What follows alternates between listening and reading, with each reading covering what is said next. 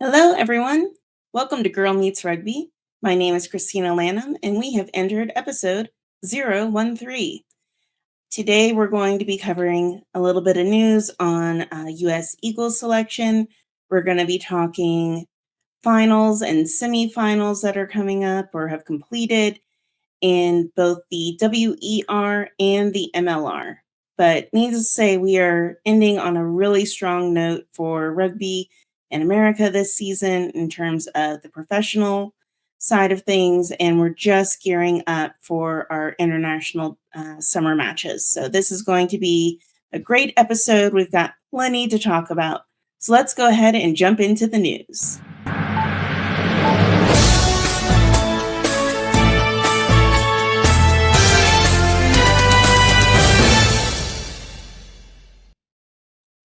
All right. Recently, it has been posted that Ilona Maher has signed with Hello Sunshine to develop a docu-series regarding her life, her athletic career, her trip to the Olympics, building a brand for herself. And so this is obviously with the popularity of Ilona Maher. All this will do is help raise more awareness around rugby and women's sports, which is exciting. I know that there are probably a lot of Alona haters out there, but at the end of the day, she's a smart businesswoman. She knows how to market herself. She's an excellent athlete, and she's doing a lot for raising the awareness of rugby in the US. So if you're going to hate, hate, but she's doing a great job. So excited to see what that will come out for her. As far as I know, it's currently in the development stage, but that's what we know there. On the MLR side of things, we are starting to see some retirement announcements come through, and this is going to probably continue over the next several months. But Paul Lasike from the Utah Warriors, Cam Dolan from NOLA Gold, and Marcel Brockie from San Diego Legion have all announced their retirement from professional rugby. Each of these men also represented the U.S. on the USA Eagles team. So these are not only three professional players that we're losing in the league, but also three of our team members who represented the U.S. For us. So wishing them all the best, thanking them for all their contributions to U.S. rugby. We wouldn't be where we are today without them, and so it's with sadness, but also gratitude that we say goodbye to them. In talking about U.S. Eagles, Scott Lawrence has officially made his summer squad selection. So we have got a listing here, which I'll go through by team of who's been selected. A big shout out to James Dealey with MLR Stats. If you don't follow him on Instagram, you need to. He puts together these amazing graphics. He keeps track of all the stats for all the players. So he is an amazing resource, and I highly recommend that you follow him. He's been critical to helping keep me on track of who's what and where. So, with the USA Eagles selection, we have from Anthem, Makeen Ali Khan, Toby Fricker, Sam Gala, Mitch Wilson, and Eric Storty. So those five will be part of the traveling squad. On the Houston team, there is Pono Davis, Ezekiel Lindenmuth, Rufus McLean, and Marno Redelinghuis. Old Glory DC, we've got Corey Daniel, Jameson Fa'anana Schultz, Jack Iscaro, and Tavite Naquali. Chicago, Nate Osberger, Noah Brown, and Chris Hilsenbeck. And that would be my cat just jumping off the counter there. From New England, we have Caleb Geiger. From the NOLA Gold, Ruben DeHaas. Seattle is Laoina Futi, JP Smith. From Utah, we have Tonga Kofe. And then San Diego is Vili Helu, Shiloh Klein, Taviti Lopetti, Christian Poitevin, and Peyton Talia Ialio. Think I got that right? Probably not, so apologies there. In addition to all of those from our MLR teams, we also have AJ McGinty, Tim Pittman, Capelli Pifoletti, and Dom Basag, who are coming in from other teams elsewhere in the world. But that's making up the traveling squad for our test matches that are coming up on July 5th and through the summer. Now, we do have non-traveling reserves. So you may notice like there was no one from LA, there was no one from Miami mentioned in the traveling squad. There are representation in the non-traveling reserves. So New England actually has none. Then you've got Old Glory has 3, Anthem has 3, Miami has 2, Chicago has 4, NOLA Gold has 2, Houston has 4, Utah has 1, Seattle has 1, LA has 3, and San Diego has 4. So these are our non-traveling members who are there to be able to step in should any of the players in the traveling squad go down. Also, just to note, there were some that are injured or unavailable. And of note, I saw there's Jake Turnbull, obviously the captain over at Anthem, Joe Telfate from NOLA Gold, Jason Dom from LA, CC Mahoney from Seattle, and then Patty Ryan of the San Diego variety. We have 2 Patty Ryans in the league, one in Chicago, one in San Diego. This is the San Diego Patty Ryan is unavailable. So obviously some very seasoned players in that group that we're missing out on. We do definitely have some depth within the roster selections, but there's also, I think, a lot of younger, newer folks coming in, particularly as you also have folks like Paula C.K. Cam Dolan, Marcel Rocky stepping back, retiring. It is making room for some new faces, and we'll have to see how they perform. Obviously, we are going to be playing the final June 28th, and then I believe it is July 5th is their first match. So there's not a lot of turnaround time to get these guys gelled together before they're playing as a unit. So we're going to have to see how this plays out. But that is everything I know about in the world right now. I'm sure there's lots more else going on. But we're going to go ahead and we're going to turn it over into the WER.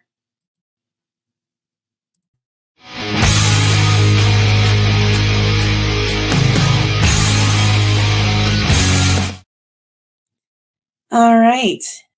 The final matches of the WER for regular season play were this past weekend. We had the Gemini versus the Banshees. They were both out of playoff contention, but it ended up with Banshees taking the win. So it was Gemini 12, Banshees 15. So a really well contested match there. And then we had the 2 games that really mattered in terms of playoff positioning. So first, the New York Exiles versus the Chicago Tempest.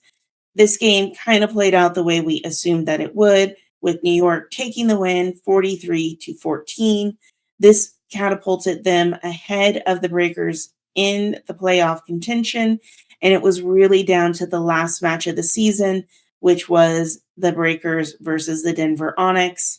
And the Breakers had to pull out a win to be able to hold on to their spot, but they were against the tsunami that is the Onyx. Or I guess tsunami is probably a better term for the Breakers. So the mountain that is the Onyx that they had to overcome. And unfortunately, they did not. It ended up being 17 for Breakers, 42 for Onyx, which means that the Exiles have secured the second slot. They will be facing the Denver Onyx in Minnesota for the Legacy Cup on June 29th. Now, the Exiles are the only team this season to have actually defeated the Onyx. So the question is, can they do it again? And I think this is going to be quite the matchup. Now, when you look at comparison of points scored this season, the Onyx are just have been putting up massive scores all season long. In total, they have accumulated over 500 points scored, which on average is about 50 points per game, which is crazy. On the New York side, they've scored about a cumulative 280 plus points for an average of 28 points a game. So when you look at that, obviously, Onyx is about double what the Exiles have been putting out. But this is a single game. Anything can happen in one game. And obviously, this has happened before where the Exiles were able to defeat the Onyx. But I would say we are looking at Denver being the overwhelming favorites to come out ahead for the Legacy Cup, but we'll have to see. I haven't heard any news about the broadcast, if it's just going to still be on the WER website or if they've secured any kind of broadcasting rights for the Legacy Cup. So as I get that information, I will certainly share it with you all. But that is what we know in the WER. It's been tumultuous, but hopefully they will go out on a high note here. And with that, we're going to jump over into the MLR and we're going to talk some semifinals.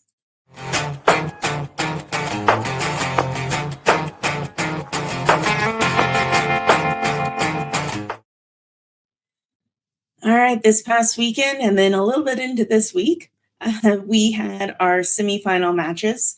This was determining what our conference finals are going to be. So who's playing for the title in the East, who's playing for the title in the West. Ultimately, then those victors come together on the 28th to fight for the Shield. So on the East, we kicked things off with Chicago versus DC. This game, Chicago has kind of done what they have done quite a bit this season, where they're a little all over the place for the first 20 minutes.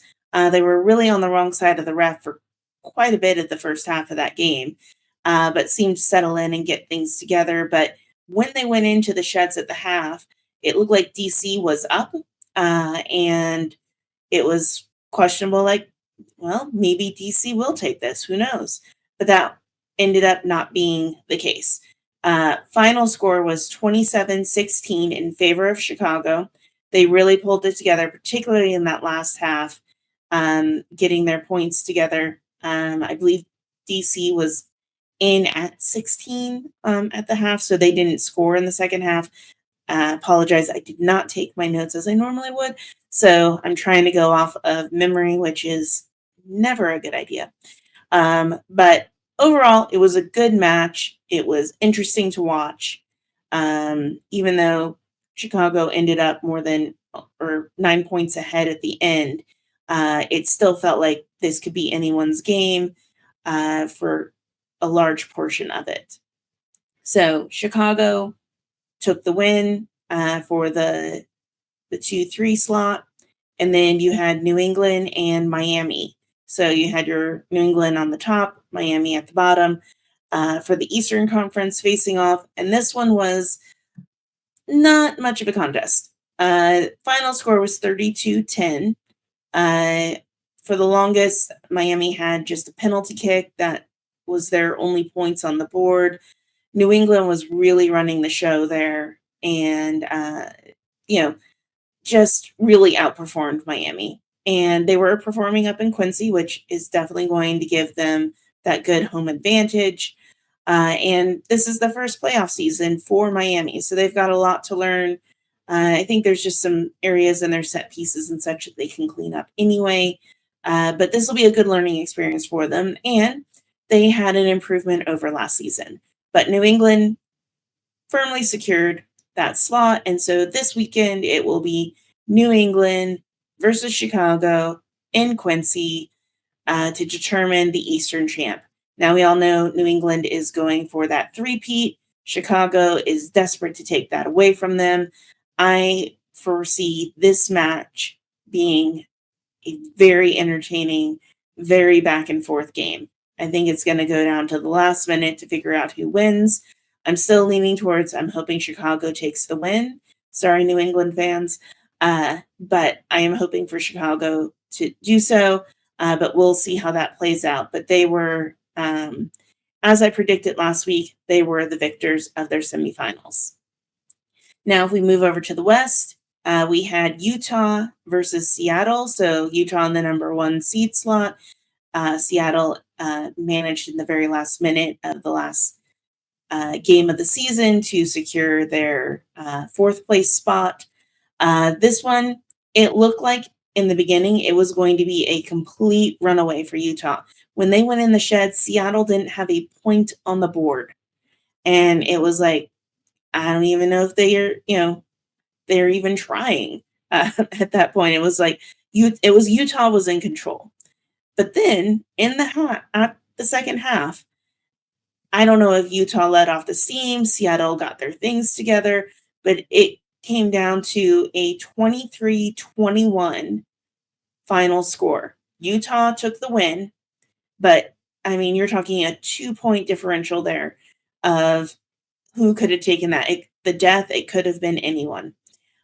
So ended up what looked to be a runaway game became quite contentious in that second half. And Utah, very excited for them to take that win, to see them progress for the conference final. And then we'll head over into Houston and LA. Now, this game was supposed to be on Sunday, and then some massive thunderstorms rolled through. They had to evacuate the stadium for safety because you don't really want people in metal stands in a lightning storm. But the game was delayed. It was delayed. It was delayed. And then just between further lightning activity that was in proximity of the stadium, as well as US MLR regulations, they finally had to abandon that match and then reschedule for Monday. So obviously quite a bit of stuff that has to happen there. You've got LA, who is probably going to be flying back on Monday. So they have to rearrange all their logistics. You've got your referees and your other match officials that were all probably intending to head home on Monday that now need to stay. The one good thing out of this was it was in Houston, and Houston has their stadium, like it's their stadium. So they can schedule things whenever they want. Unlike other locations where, SeatGeek or LA, uh, I just think of those in particular where, those stadiums are used for other events and they're not necessarily in control of when they can or cannot schedule things. They have to work through the ownership group of that venue. So it was really fortunate, even though the weather was terrible, causing the need for the game to be abandoned, that it was in Houston where they had the flexibility of like, we've got the stadium, it's not a problem. So there's that note. But ultimately, the ground was sopping wet. You could just see the turf flying, or well, it's not turf, it's grass. The grass just flying up everywhere as they were playing. And if you'll recall, I said LA was going to take the win, that Houston wasn't going to be able to pull it out. And at the half, LA was up. And I was like, well, here we go again, another year, another loss. But lo and behold, Houston surprised me. And again, massive fan, but I also didn't believe. So shame on me for my disbelief. Houston took the win, 27-21. It was really down to the death. LA had the game in the last minutes. They were able to take a score and convert. They would have been able to pull ahead. So it was very back and forth. And at the end, Houston got real squirrely with multiple yellow cards, multiple penalties. They were just really kind of lost the playbook there for a minute. But they cleaned up their set pieces. They were throwing the best lineouts I've seen them throw all year. And they need to keep that up in the conference final when they face off Utah. Now, obviously, they had to play on a Monday. Now they're going to be playing on a Saturday. So it's definitely a shorter turnaround for them, kind of akin of a storm week for them. But, we'll have to see how they pull through. Utah is a formidable force, but we can see from the Utah Seattle game where they came out really strong and then they kind of let Seattle back in the door, really threatened their ability to take the win. Um, so who do I think is going to win the West? Well, who do I want? Houston. I want Houston to win. They're my team. I love I'd love for them to take the Western Conference. I'm really excited. They just won a semifinal conference. I mean, that's a milestone for them. So if nothing else happens this season, they have that, and that's huge. But I don't know. I still feel like Utah is going to take the West. I would love to be wrong. I'm so happy to say I was wrong about my predictions last week in terms of Western semifinal outcomes. But I still think that Utah is going to take the win. I still think that they're going to face, my hope is Chicago in Rhode Island for the Shield. But we'll have to see. I don't know. I mean, crazier things have happened, right? But um, all in all, excellent games over the semifinals.